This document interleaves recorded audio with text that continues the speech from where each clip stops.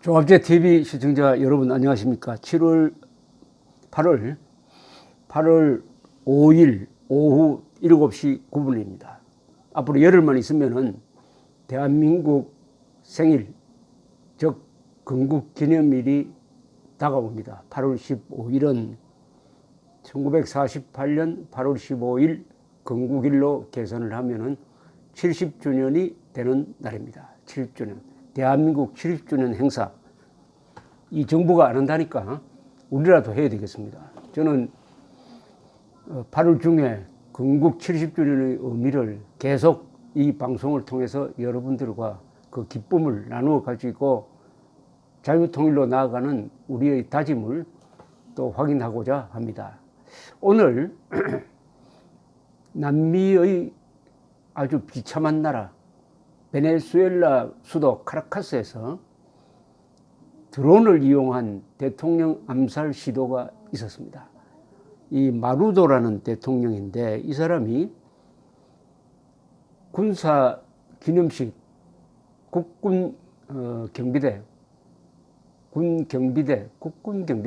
내셔널 가드니까 군 경비대 창설 81주년 행사를 하면서 연설을 할 때 드론이 폭발을 했습니다. 제일 처음에 드론이 행사장 근방에서 터졌을 때는 많은 사람들이 불꽃놀이로 알았다고 합니다. 그러나 두 번째 터지니까 그 대통령 부인이 옆에 있다가 피하면서 압수라장이 되었습니다. 마치 영화 장면 같았습니다. 경호원들이 대통령을 감싸고 또 다른 사람들은 달아나고 그 청중들이 흩어져서 막 뛰고 여기저기 뛰고 하는 모습이 꼭 영화 장면 같았습니다. 드론을 이용한 대통령 암살 기도로는 처음인 것 같습니다. 이 사람이 마루도라는 사람이 곧 방송에 나타나 가지고 이 암살 기도는 극우 세력과 콜롬비아 정권이 결탁한 것이다. 그리고 용의자를 이미 조사 중이다. 이렇게 선언을 했습니다. 살았습니다. 이 베네수엘라 이야기를 하지 않을 수가 없는데 베네수엘라는 석유 자원이 세계에서 가장 많은 나라 중에 하나입니다. 그리고 세계에서 가장 높은 데서 떨어지는 낙차가 가장 큰 앙헬 폭포가 있는 곳이기도 하고요. 또 미인이 많아가지고 옛날 미스 유니버스 대회 하면은 베네수엘라 출신들이 그 왕관을 쓰는 경우가, 크라운을 쓰는 경우가 많았습니다. 좋은 나라였습니다. 석유 부국이었습니다. 그래 지금 어떻게 됐냐? 원래 물가 상승률이 100만%가 될 것이라고 합니다. 석유 부국인데 정규 공장이 돌아가지 않습니다. 석유를 수입합니다. 그리고 식량을 구하지 못해가지고 사람들이 쓰레기통을 뒤지고 있습니다. 신부들이 신도들에게 쓰레기를 버리더라도 포장을 좀 해가지고 버리라고 부탁을 하고 있는 상황입니다. 살인사건은 연간 한 2만 명이 살인사건으로 죽습니다. 납치, 살인. 인구가 3천만 남짓한데 우리나라는 연간 한 400명 정도 희생되는데 이라크 전에서 미군이 희생된 숫자가 10년 동안에서 5천 명이었는데 그 4배가 되는 사람이 살인사건으로 죽는 나라가 베네수엘라입니다. 왜 이렇게 망했느냐? 바로 좌파 포퓰리즘 때문에 망했습니다. 차베스라는 군인 출신 좌파 포퓰리스트가 등장해가지고 10여 년 동안 집권하면서 복지 포퓰리즘 정책을 폈습니다. 계속 퍼주고 선동하고 해가지고 주로 주 무기가 선동이었습니다. 선동. 좌파 포퓰리즘은 반드시 선동을 주 무기로 삼습니다. 그러면서 반미 정책을 폈습니다. 지금 남미에서는 반미 정책 펴면 일단 영웅 대접을 받습니다. 영웅 대접을 받습니다. 한국에서 무조건적 반일이 여러 가지 부작용을 내는 것처럼 남미에서는 무조건적 반미가 나라를 망치는 길로 가는 경우가 많습니다. 차베스는 또 쿠바와 또 친했고 북한과 친하고 이런 짓을 하다가 2013년에 죽었는데 죽고 나서 또 후계자가 대통령으로 당선되고 말았습니다. 국민들의 분별력이 완전히 망가져 버렸습니다. 국민들의 분별력이 망가지니까 어떤 일이 벌어지고 있느냐. 머리 좋고 재산 좀 있는 사람은 다 해외로 도망을 갑니다. 해외로 도망을 가요. 언론 자유를 제약을 합니다. 부정선거합니다. 그런데도 계속 박수치는 세력이 있습니다. 국고를 털어가지고 나눠주고 하니까 공짜를 알게 된 거죠. 좌파 파퓰리즘이 국민들을 공짜 좋아하는 사람으로 만들고 말았습니다. 이러니까 선거를 하면 당선이 돼요. 지난 5월에 당선이 되었어요.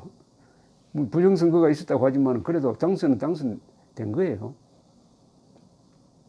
국가를 망치려면 국민 정신을 망쳐야 됩니다. 그 망치기 위해서는 선동이 들어갑니다. 공짜를 좋아하게 만듭니다. 이 베네수엘라가 망하는 과정을 살펴보면은 체 게바라가 큰 역할을 했다는 이야기를 합니다. 체 게바라는 카스트로와 함께 쿠바 공산혁명을 성공시켰어요. 거기서 산업부 장관을 하다가 이 사람이 노선을 바꿔가지고 나는 세계혁명에 투신하겠다 해가지고 60년대에 곳곳에서 민족해방운동, 식민지 배척운동이 벌어질 때 아프리카에도 가고 나중에 남미의 볼리비아 산에서 게릴라전을 하다가 1967년에 10월에 붙들려서 처형이 되었습니다. 작년이 처형된 50주년이었습니다. 이 사람이 이렇게 죽으니까 영웅이 됐어요. 세계 학생운동권 사이에서 체게바라가 영웅이 되었습니다. 한국에서도 체게바라가 얼굴이 찍힌 무슨 셔츠를 입고 다니는 부끄러워할 줄도 모르는 그런 젊은이들이 있습니다. 체게바라는 남미를 망친 자입니다. 체게바라가 끼친 영향이 두 가지입니다. 무조건 반미를 하라는 겁니다. 무조건 반미를 하라. 그런데 냉전이 끝났는데도 계속 반미를 하라고 부추깁니다. 차베스가 바로 체게바라의 제자죠. 그리고 체게바라 노선으로서 반미를 하면서 독재로 갑니다. 독재로 가면서 부패합니다. 반미, 독재, 부패. 이게 바로 차베스, 베네수엘라, 마두로 이쪽, 그리고 남미의 많은 좌파 파퓰리즘 정권을 탄생시켰습니다. 그러니까 반미만 하면은 부패해도 괜찮다. 반미하면은 독재해도 괜찮다. 이렇게 돼버린 거예요. 이렇게 돼버렸습니다. 그러니까 좌파, 부패, 독재가 같은 한 세트로 움직이는 그런 논리 틀을 만든 게 체게바라라고 합니다. 체게바라. 그 표본적으로 망하고 있는 게 베네수엘라입니다. 베네수엘라. 오죽하면은 작년에 이 노리에가라는 미국 외교관이 뉴욕타임스에 기고한 글에서 뭐라고 했느냐 하면은, 지난 5월이구만. 지난 5월에 이런 글을 썼습니다. 베네수엘라 군대가 일어나가지고 마두로 정권을 타도하는 것이 그게 헌정 질서를 지키는 것이고 베네수엘라를 구하는 것이다. 이렇게 극단적 주장을 하는 사람들까지 나타나게 됐습니다. 이 사람의 논리는 이겁니다. 민주주의를 위협하는 정권은 국민들이 타도해야 할 권리가 있다 하는 조항이 베네수엘라 헌법에 있답니다. 이걸 인용을 해가지고 국민과 군대가 일어나가지고 이 마두로 정권을 타도를 해야 된다. 왜냐? 부패하고 헌법을 무시하고 국민 대표성이 없다. 부정선거하고 그러면서 야당이 지배하고 있는 국회를 승인해야 된다. 야당이 지배하고 있는 국회를 국제사회가 승인해야 된다. 그러면서 이 사람은 또 주변 국가들이 베네수엘라 군대를 도와가지고 베네수엘라 정권을 타도하는데 도움을 주어야 한다. 이런 이야기까지 하고 있습니다. 더구나 이자는 지금 마두로 이 대통령은 이란, 헤즈볼라, 콜롬비아의 마약 조직 등 전 세계의 테러 조직과 밀접하게 영향을 가지고 마약 밀매에 관계하고 있다. 베네수엘라는 이제 망명대법관 회의라는 게 있습니다. 망명대법관. 법률가들이 망명지에 가가지고 대법원을 하나 구성을 해가지고 정권에 이제 저항을 하고 있어요. 이 외교관 노레아가 씨는, 미국 외교관 노레아가 씨는 이 망명대법원이 마두로 대통령을 직무 정지시켜야 한다는 결정을 내렸다.